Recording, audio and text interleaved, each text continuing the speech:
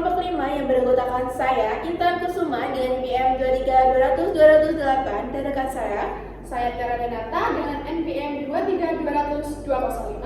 Saya Novita Sari dengan NPM 23200-195. Saya Naya Amalia Hermawan, NPM 23200-211. Di sini kami akan menjelaskan terkait analisis laporan keuangan Bank BRI. Margin total sebesar 1,21% meskipun tidak terlalu tinggi menunjukkan bahwa Bank BRI masih mampu menghasilkan keuntungan dari pendapatan setelah dikurangi biaya langsung yang terkait dengan produksi, jasa, ataupun produk mereka.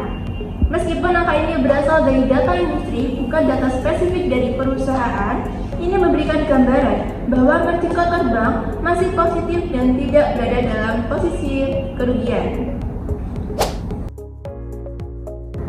Analisis rasio profitabilitas secara keseluruhan tetap kuat jika dilihat dari margin laba bersih sebesar 44,64%. Hal ini menandakan bahwa meskipun margin kotor Bank BRI relatif kecil, namun bank ini mampu menjaga efisiensi operasional dan pengelolaan biaya lainnya, sehingga hal ini menghasilkan laba bersih yang signifikan.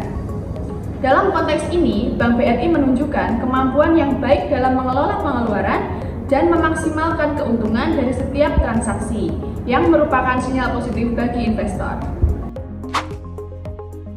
Return on Equity atau ROE yang mencapai 19,91% mencerminkan penggunaan modal pemegang saham yang efisien untuk menghasilkan keuntungan.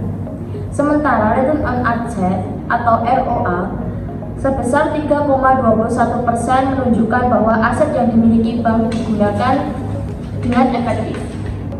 Ini memperlihatkan bahwa meskipun margin kotor tidak terlalu tinggi, manajemen BRI cukup efektif dalam memanfaatkan aset dan ekuitas untuk menghasilkan laba yang baik. Pertumbuhan laba per saham atau EPS sebesar 8,41% dibanding tahun lalu juga mengindikasikan tren positif bagi pertumbuhan keuntungan perusahaan. Meskipun pertumbuhan penjualan yang hanya sebesar 1,91% menunjukkan bahwa BRI menghadapi tantangan dalam mempercepat pertumbuhan pendapatan. Ini bisa disebabkan oleh kondisi pasar atau faktor eksternal yang mempengaruhi permintaan. Di sisi lain, kekuatan finansial Bank BRI tetap stabil dengan rasio utang terhadap ekuitas sebesar 41,48%. yang menunjukkan tingkat leverage yang masih dapat dikelola dengan baik. Namun, rasio cepat rendah 0,38 menunjukkan bahwa likuiditas perusahaan bisa menjadi area perhatian, terutama dalam menghadapi kewajiban jangka pendek. Secara keseluruhan, meskipun margin kotor hanya 1,21%, Bank BRI menunjukkan kriteria kinerja yang solid dalam hal profitabilitas dan efektivitas manajemen. Tantangan dalam pertumbuhan penjualan dan likuiditas perlu diperhatikan lebih lanjut untuk menjaga stabilitas perusahaan ke depannya.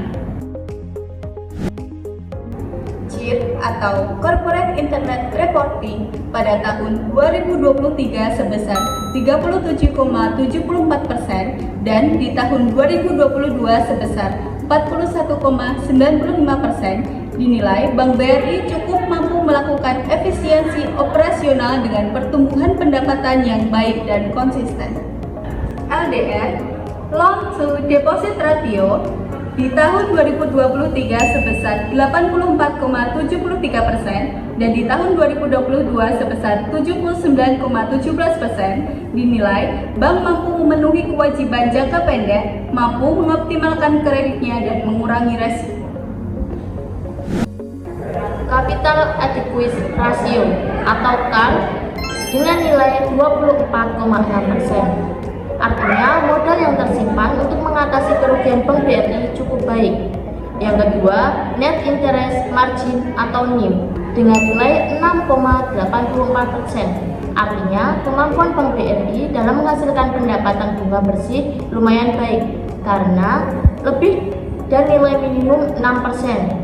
Bank optimal dalam mendapatkan pendapatan bunganya karena beban bank tidak terlalu banyak. NPL are non-performing loan dengan nilai 0,76%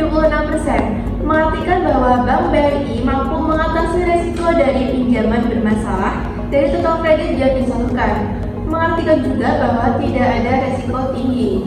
Dan COC atau Cash Over Counter dengan nilai 2,44% pada tahun 2023 dan 3,02% pada tahun 2022.